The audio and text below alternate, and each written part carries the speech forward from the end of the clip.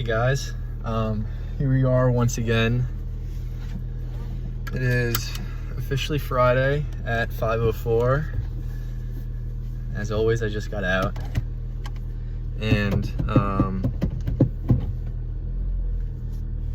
this one's pretty cool because it's the 1 week, I guess, anniversary of all this, and it may not seem like much to you, but it's pretty cool for me. I could never really see myself doing something like this before I started, so aka a week ago. But I'm really enjoying it so far, and I'm gonna keep on doing it. So if you don't like these videos, sorry. But yeah, so it's Friday. The work week is officially over. We just finished up week number 4, if I'm correct. And so I come to the office every day, if you haven't picked that up by now. And so on Fridays, what normally happens is pretty much no one's at the office. And honestly, I think it's pretty cool when it's like that. When the team's here, when the days when the whole team comes in, it's really cool because, you know, everyone's there and you can interact with people all day and get lunch together, and it's awesome. You know, I love being with the team. I love when everyone's around. But it's also, for me, really cool when it's kind of just me and very few other people scattered across the floor that I work on. You know, it's nice and quiet. It's very peaceful. I can spread out a little bit. And you may kind of think to yourself, yeah, I guess that's kind of cool, but like, don't you kind of get bored, or I guess get lonely in a way, when it's really just you and no one else at the office? And the truthful answer is no, not really. And it's because I love myself and I like to hang out with myself sometimes. I think it's important to keep that in moderation. You know, not hang out with yourself too much, because I think that if you do it too much, you can kind of start to drive yourself crazy. So I think that being around people a lot is definitely a necessity. But you know, it's not a bad thing at all to hang out with yourself and be in your own presence. And that's pretty important for me because it wasn't always like that for me for a big part of my life, as I'm sure is also true with a lot of other people in today's world.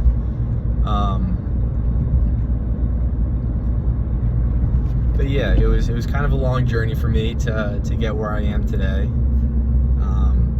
I think that I didn't start truly appreciating and respecting and loving myself until probably midway through college. And I think it kind of came naturally without too much, I guess, out of my way effort, just because with school and sports and all that, I was doing so much and being challenged all the time and doing a lot of different things and a lot of new things. So I think by coincidence it kind of came naturally, if you want to put it that way.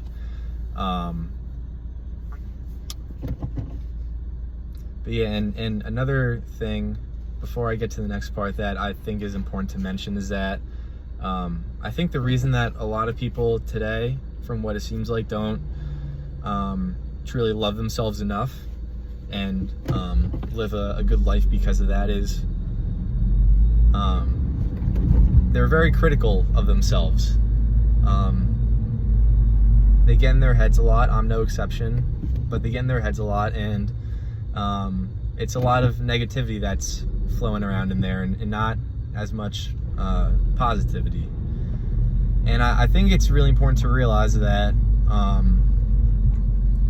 of all the people and all the things that you spend time around in life and interact with, there's no one person or one thing that you interact with more than yourself. So with that in mind, there's a really good question that connects right to it of, well, then just why not be pleasant to yourself? Why be mean and negative and all this other stuff to yourself if, you know, you spend the most time during your life, more than anything, with yourself? Why treat yourself poorly, right? And yeah, I think that is something that helped me out a lot during this whole process, this whole journey, if you will. But yeah, I think that's something that's really cool once you realize. And yeah, I'm trying to pick back up on where I left off before I deviated a little bit. But yeah, I think that for me, learning how to love myself, even though it took a while to do, it kind of happened by coincidence almost with everything that was going on around me at the time. But I think if say someone who's watching this video, if you're kind of struggling like I was, there are things that you can do to change things for the better, and really start to improve your relationship with yourself. And I was kind of thinking about it a little bit today, and I have a pretty solid list that I think definitely worked for me looking back, but also will work a lot for you guys if you're interested in listening. I think that to really improve your relationship with yourself and love yourself more, you have to know yourself, and you have to understand yourself.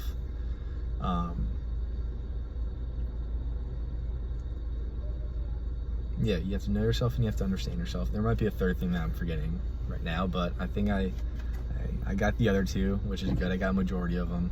But you have to know who you are as a person, and you really have to be in tune with who you are and understand yourself.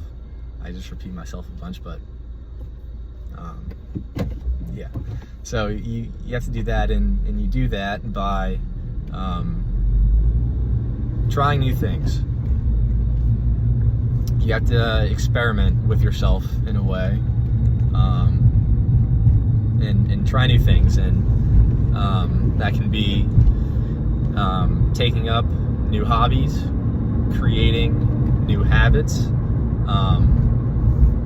learning new things, and really challenging yourself.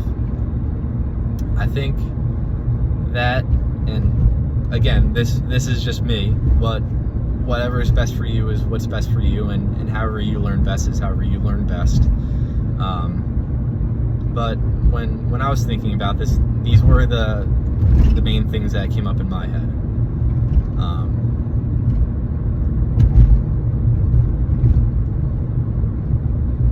And 1 second here. But yeah, you have to try new things, learn new things. You have to do stuff like create new habits for yourself. And I'm repeating myself so I can hopefully get back on my train of thought that I hopped off of. And yeah, experiment with new hobbies. You really have to just do a bunch of stuff and find out, whether you like it or not. And the stuff that you do like, you build off of, and you find all these new things, and it becomes like a never-ending process in a way, but you don't even seem to notice it for most of the time. And yeah, slowly you just learn more and more about yourself. And keep in mind, I'm no perfect human being. There's still plenty more that I can learn about myself, but I've made a lot of progress in the recent years in becoming more in tune with myself, and understanding who I am deep down as a person. And because of that, building a better relationship with the man inside of my head. And yeah, just slowly piecing everything together to live the best life that I can. There is a little concept that I came up with in my head that I think would be good to share with you guys. I'm sure many of us who are listening know of what it's known as the golden rule in life, and that's to treat people the way that you want to be treated. And my little spin off of that is kind of what I was talking about earlier, is treat others the way you want to be treated, but also at the same time treat yourself the way you want to be treated too.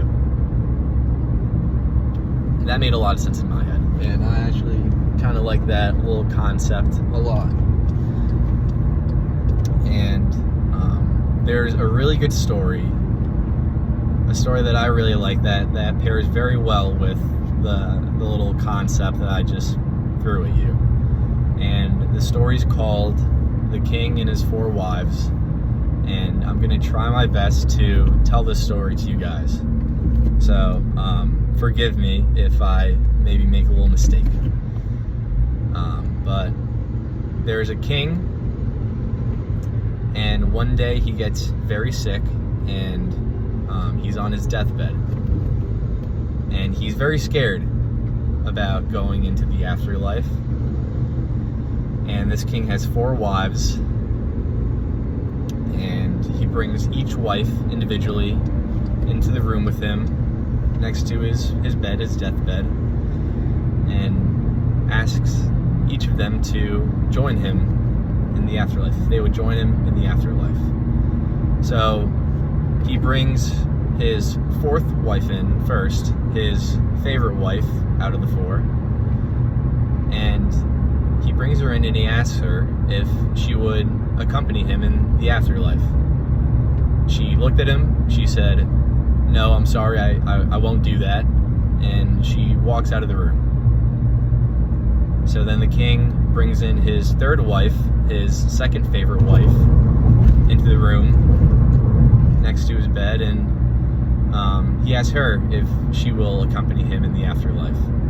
And she looks at him and she says, "No, I'm sorry, I won't be doing that. In fact, once you die, I'm going to remarry." And she walks out of the room. So the king brings in his 2nd wife, his 3rd favorite wife, and he asks her if she would join him in the afterlife. And she looks at him and she says, "I'm sorry, but unfortunately I can't do that. I love you, but what I can do is arrange your funeral and be there for you at your funeral. But no, I cannot join you in the afterlife."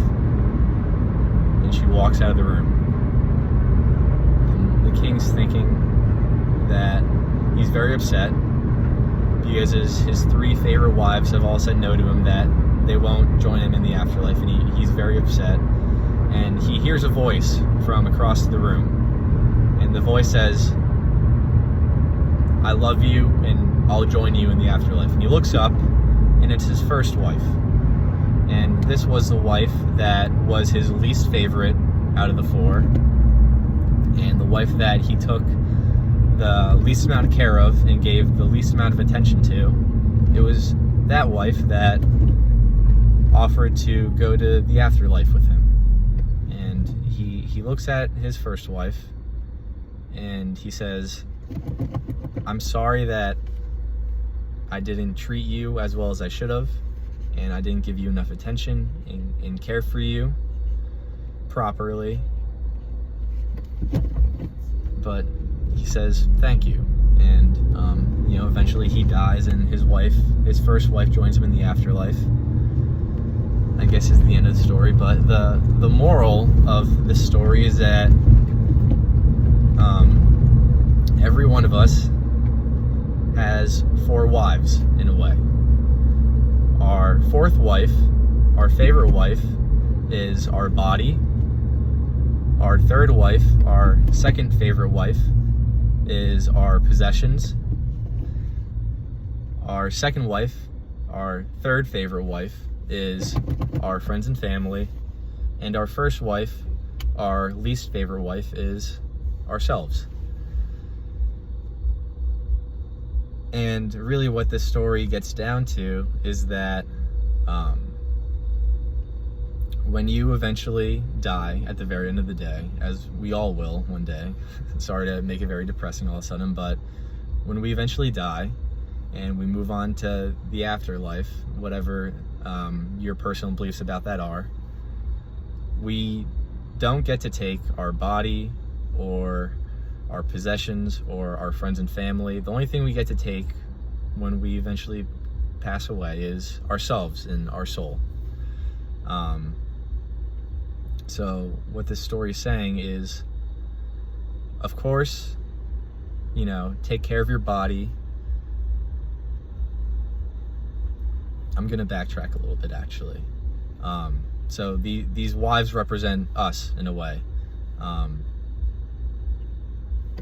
Our first wife is our body, let me take another step back. Our fourth wife, our favorite wife, is our body. But the thing is when we die, our body instantly, it's kind of useless in a way. It can't join us and go with us into the afterlife. Our third wife, our second favorite wife, is our possessions. And when we die, we don't get to take our possessions, like our money and all the things we own, into the afterlife. They can get spread out how we decide amongst the people and the things that we choose, but it ultimately can't join us in the afterlife. And with our body, I know I keep going back, but with our body, the reason why the fourth wife says simply no and walks out of the room is because that's exactly what happens to our body. It can't join us, and it's just gone. With our third wife, second favorite wife, our money and our possessions, the reason that wife says no, they won't join us, and they're actually going to remarry, is for the reason that I just said, is that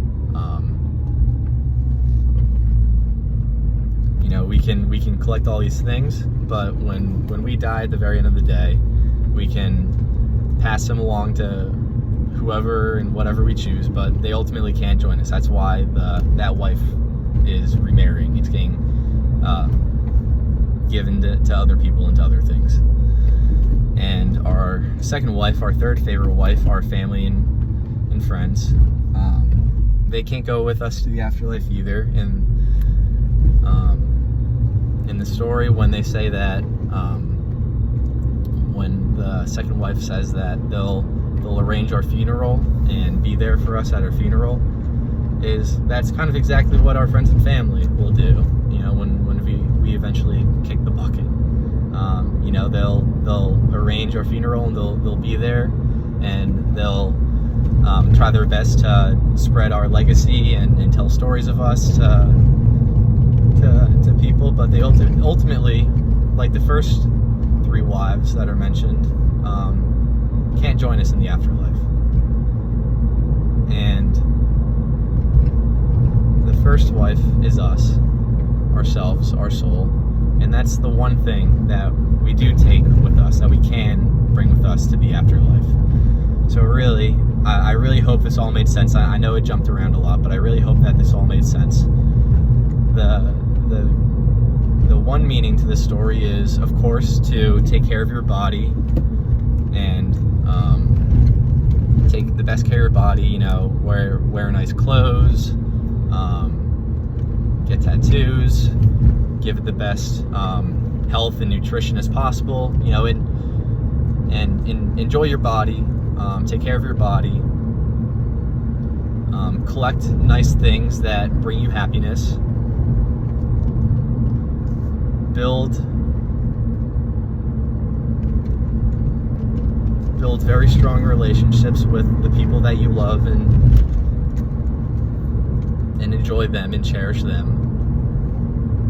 But really, what's most important in life is taking care of yourself and loving yourself. So I really like that story. It's honestly one of my favorites, and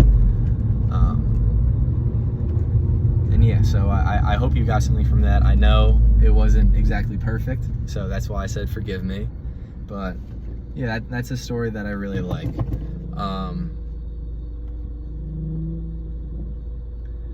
So yeah, I was kind of hoping that I was gonna be able to speak on this a little longer, because I'm not yet home yet. But looks like we're gonna have to freestyle for a little bit.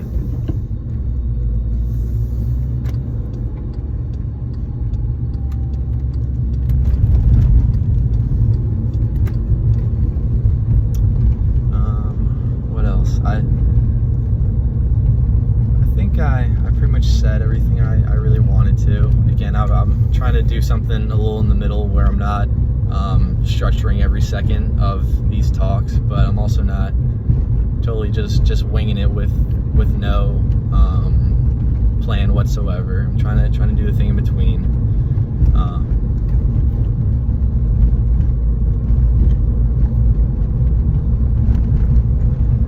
But yeah. So if there's one thing really to get from this whole episode, especially this part right here where I'm struggling to find words to say, is really just treat yourself in the best way possible and love yourself as much as you can, because you are really the only thing that you have at the very end of the day.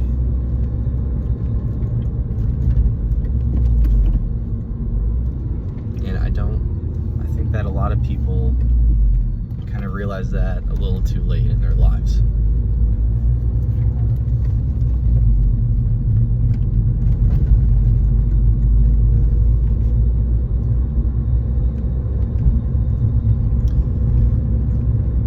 But yeah.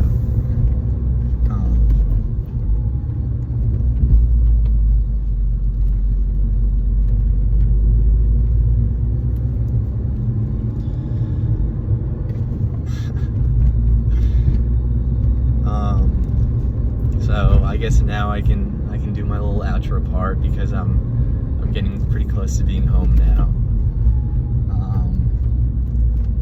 But yeah, thanks for a very good week so far, and hopefully plenty more to come. I've already been learning a ton, and it's really encouraged me to keep going. And I've already gotten a lot of support from you guys privately, and it really kind of solidifies why I do this in the first place, and really wants me to tell myself to keep going, don't stop. And I made a little deal with myself, because I was thinking about it a couple days ago. I made a little deal with myself, and I said, you know what, if there ever comes a point where I make a video and has a positive effect on 0 people, no one whatsoever, then I'll stop making them. But the twist on that is that it's always going to at least have a positive impact on me.